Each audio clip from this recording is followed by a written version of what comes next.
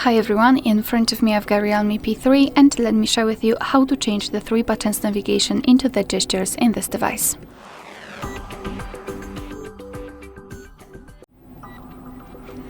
So let's begin with opening the settings, and here we have to scroll down to the very bottom to find the option System and Updates.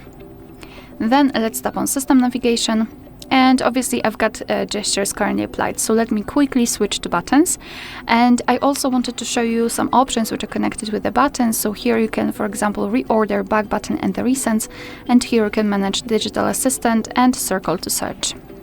Alright, so to set the gestures we have to simply tap on this animation, and your device will ask you whether you'd like to go through the tutorial and learn how to use the gestures. I don't want to do it. I will also explain in a second how to use the gestures.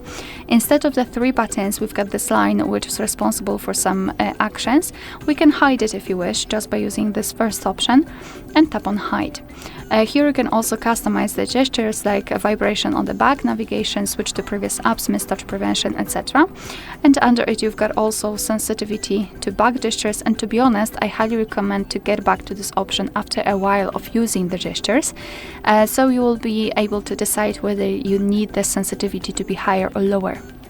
It depends, for example, on whether you're using the case or not. Alright, so in order to get back to the previous page, just like by using the back button, you have to swipe your finger from the side to the center of your device, just like that, and release the finger. And the same from the left side. If you wish to get back directly to the home page, swipe your finger from the bottom to the center of your device, but make sure that this motion is quick and short. So something like that. And if you wish to open the recents, repeat the gesture, so from the bottom to the center, but hold your finger somewhere here. So it should look something like that. And after releasing, here we've got the recents.